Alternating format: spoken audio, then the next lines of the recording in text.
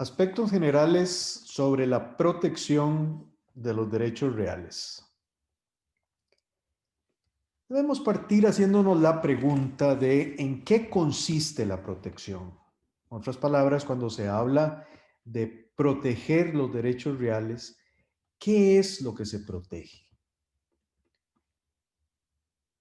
La protección de los derechos reales consiste en la facultad que tiene el poseedor de defender su posesión de cualquier perturbador a través de los medios que le otorga la ley. ¿Qué elementos extraemos de aquí? Una facultad, ¿y de quién? De un poseedor. Esa facultad es de defender su posesión ante cualquiera que perturbe. ¿Y cómo la puede defender? Por los medios que la ley otorga. Entonces, elementos: defender la posesión de cualquiera que perturba de acuerdo con la ley. Entonces, la ley protege al que tiene derecho a poseer algo mediante el oportuno procedimiento judicial, e incluso debe decirse que en casos particulares hasta se acepta el defender esa posesión repeliendo la fuerza con la fuerza. ¿Y qué es lo que se protege? La posesión como derecho real separado de la propiedad.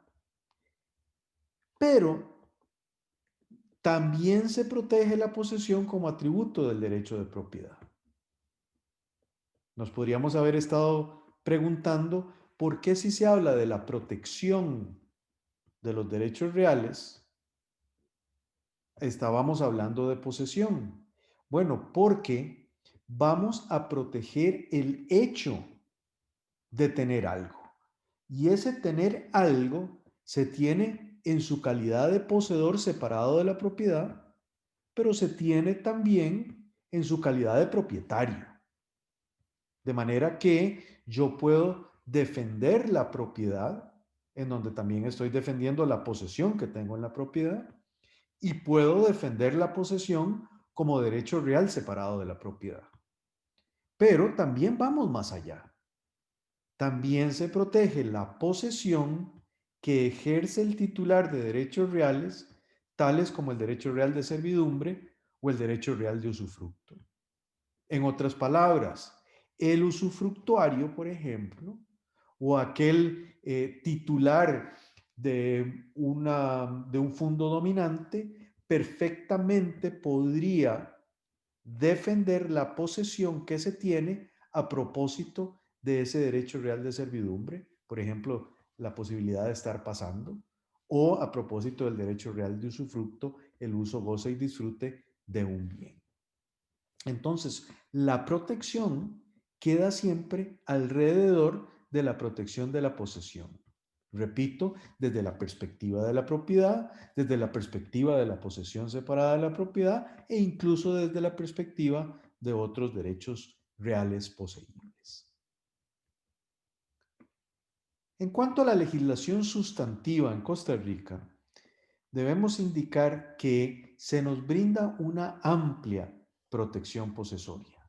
Y esa protección va desde repeler la fuerza con la fuerza hasta la de recurrir a la autoridad judicial para que sea ésta la que dirima cualquier situación que se presente.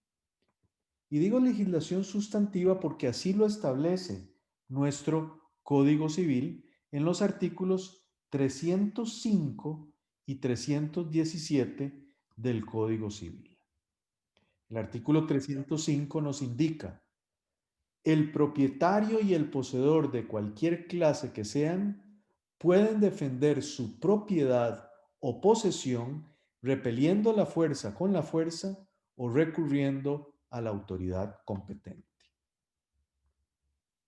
Por su parte, el artículo 317 del Código Civil indica, en lo que interesa, el poseedor de cualquier clase que sea tiene también derecho para reclamar la posesión de que ha sido indebidamente privado. Entonces veamos dos elementos importantes. El 305 habla del propietario y el poseedor Pero ojo, cualquier clase que sea, o sea, que la ley puede proteger al propietario como poseedor, al poseedor separado de la propiedad y al poseedor incluso en cualquier otro carácter, en cualquier otro derecho real que pueda tener. De tal manera que puede defender su propiedad o posesión, repeliendo la fuerza con la fuerza, lo que explicaré más adelante de qué se trata, o recurriendo a la autoridad competente. Evidentemente, este recurrir a la autoridad competente dependerá de qué tipo de propietario es, qué tipo de poseedor es. De igual manera, el 317 nos habla del poseedor cualquier clase que sea. Esto quiere decir que puede ser otra vez el poseedor propietario, el poseedor separado de la propiedad o el poseedor en cualquier otro carácter.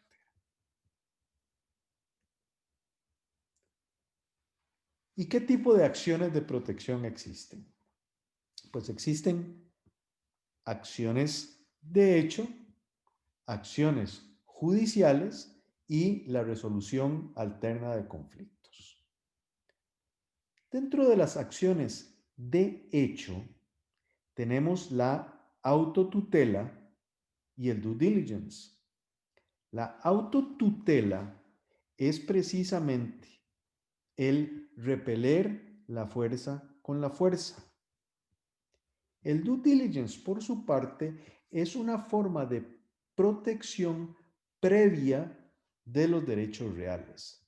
Esto es, hacer las diligencias debidas previo a adquirir cualquier derecho real de que se trate para determinar las condiciones reales de esa propiedad o de esa cosa que se pretende adquirir.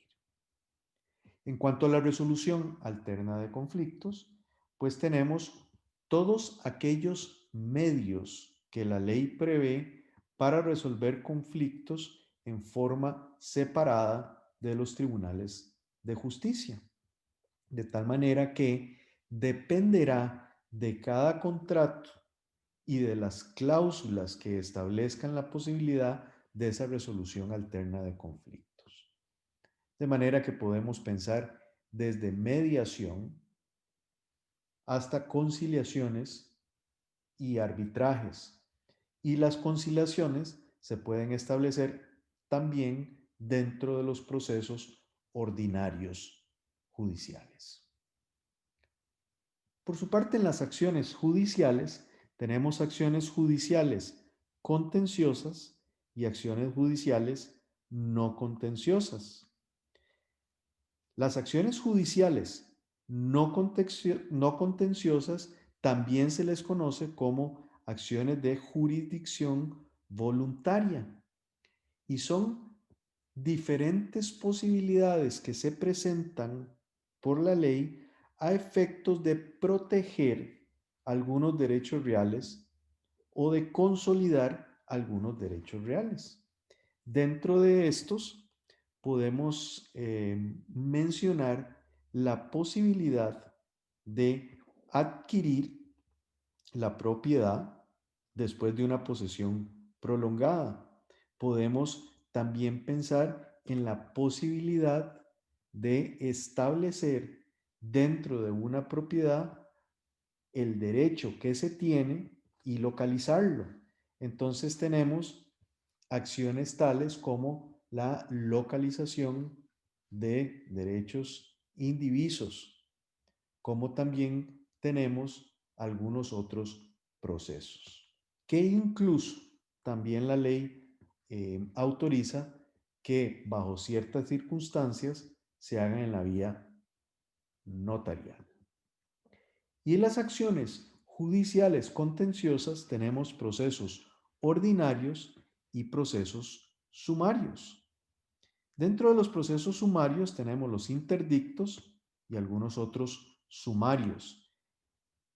Y dentro de las acciones ordinarias o de los procesos ordinarios podemos mencionar, entre otros, la acción reivindicatoria, la acción negatoria, la acción publiciana, la jactancia e incluso hasta acciones ordinarias para el cobro de daños y perjuicios. Este es un esquema que claramente nos permite visualizar las diferentes clases de acciones que se pueden presentar para la protección de los derechos reales.